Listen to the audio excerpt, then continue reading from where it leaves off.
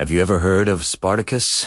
You probably picture a gladiator, a hero, a freedom fighter. But did you know he was also a brilliant military strategist?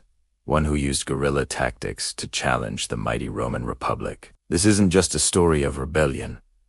It's a master class in asymmetrical warfare. It all started in 73 BC in the city of Capua, south of Rome. Spartacus was a Thracian, sold into slavery and forced to train as a gladiator.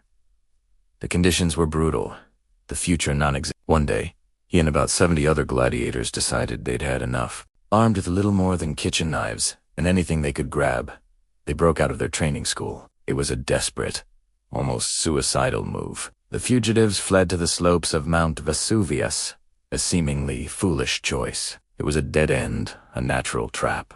The Roman authorities, viewing this as a minor nuisance, sent a praetor named Gaius Claudius Glaber with a force of about 3,000 militia. They didn't even bother building a proper camp. Instead, they blocked the only known path down the mountain, planning to simply wait for hunger and thirst to force the slaves to surrender. This is where Spartacus showed his genius. He wasn't going to play by Rome's rules. Looking around at the wild vines covering the slopes of Vesuvius, he had an audacious idea. He ordered his men to cut the vines and weave them into long, sturdy ladders.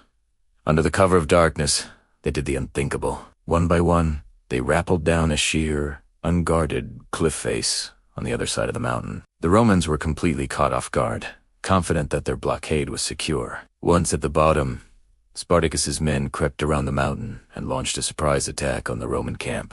The militia, completely unprepared for an assault from their rear, were routed.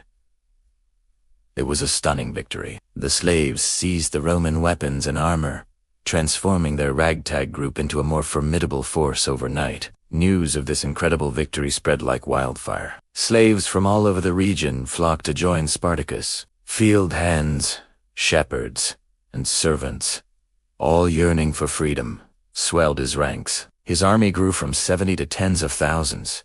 But this created a new problem. How do you feed, arm, and control such a massive, diverse group of people with no formal military training? Spartacus understood his army's weaknesses. They were not a professional legion.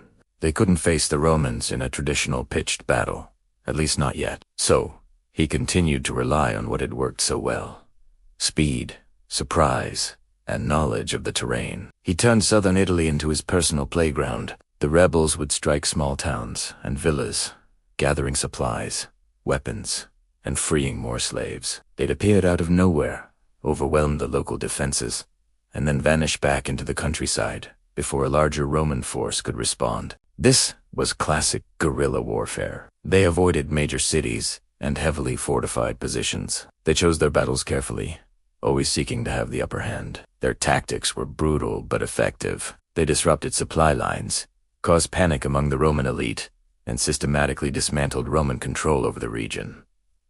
Spartacus was not just a fighter. He was a leader. He organized his growing army, appointing lieutenants like Crixus and Ennius. He set up forges to create weapons and tried to instill some form of discipline into his followers. Rome was now seriously alarmed. This was no longer a minor disturbance. It was a full-blown war. They dispatched 2 consuls, the highest-ranking officials in the Republic, each with a full legion.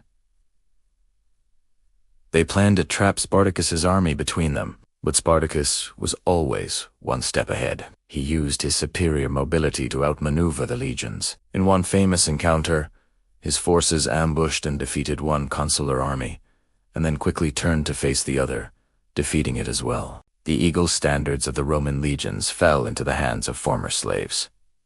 The humiliation for Rome was immense. The Senate and the people of Rome were in a state of shock. How could a slave, a gladiator, repeatedly defeat their invincible armies? By now, Spartacus's army had swelled to an estimated 70,000 to 120,000 people. He controlled much of southern Italy. At this point, he made a crucial decision. He began to march his army north, toward the Alps. The goal, it seems, was to cross the mountains and escape Roman territory, allowing his followers to disperse and return to their homelands. Whether in Gaul, Germania, or Thrace, it was a logical plan. Freedom was within their grasp. They fought their way up the Italian peninsula, defeating another Roman army sent to block their path near Mutina. The road to the Alps was open. They could have escaped. But then, for reasons historians still debate today, Spartacus turned back. Why? Perhaps his army, flushed with victory, had become overconfident. Many of his followers, particularly the Gauls and Germans under his lieutenant Crixus, may have preferred to stay and continue plundering Italy rather than face the difficult journey across the Alps. Maybe Spartacus himself believed they could now take Rome itself. Whatever the reason, this decision would prove to be a fatal mistake. The internal divisions in his army were beginning to show. Crixus and a large contingent split off, and were later cornered and destroyed by the Romans. The Senate, desperate, turned to one man, Marcus Licinius Crassus. He was the wealthiest man in Rome, ambitious and ruthless. He was given command of 8 legions over 40,000 professional soldiers and given the task of crushing the rebellion once and for all. Crassus was a different kind of opponent. He was cautious, methodical, and understood he couldn't beat Spartacus at his own game of hit. Crassus aimed to corner Spartacus and force him into a decisive battle. He pursued the rebel army relentlessly, shadowing their movements to restore disciplining his own legions, which were demoralized by repeated defeats. Crassus revived an ancient and brutal punishment: decimation. After one of his subordinate commanders engaged Spartacus against orders and was defeated, Crassus selected 1 in every 10 men from those cohorts and had them clubbed to death by their own comrades. The message was clear.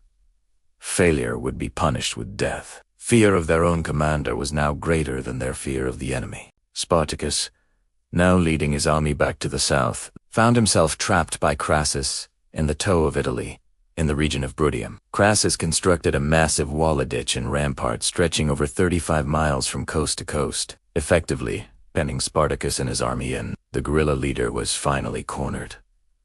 Winter set in and supplies ran low. Starvation loomed. But Spartacus had one last trick up his sleeve. On a stormy, snowy night, he launched a concentrated assault on one section of Crassus's wall. His men filled in a portion of the ditch with earth, wood, and even the bodies of prisoners and cattle, and managed to breach the wall. About a third of his army broke through the blockade and escaped. It was another incredible feat, but it was a costly one. His army was shattered and weakened. The end was near. The Roman general Pompey was returning from Spain with his veteran legions, and another army was landing from Macedonia. Spartacus knew he was caught between 3 Roman armies. His only option was to turn and face Crassus before the others could arrive. The final battle took place in 71 BC. The location is uncertain, but the outcome was not. The rebel army, exhausted and outnumbered, fought with desperate courage. Spartacus himself is said to have fought his way toward Crassus, trying to kill the Roman commander in single combat. He cut down 2 centurions, but was ultimately surrounded and killed. His body was never identified. With their leader gone, the rebellion collapsed. The remnants of the slave army were hunted down and slaughtered. As a terrifying warning to any other slaves who might dream of rebellion, Crassus crucified 6,000 captured slaves along the Appian Way, the main road leading from Capua to Rome. The bodies were left to rot for months, a grim monument to Rome's restored power. So, was Spartacus a failure? He lost the war, and his rebellion was brutally crushed. But his story has resonated for over 2,000 years.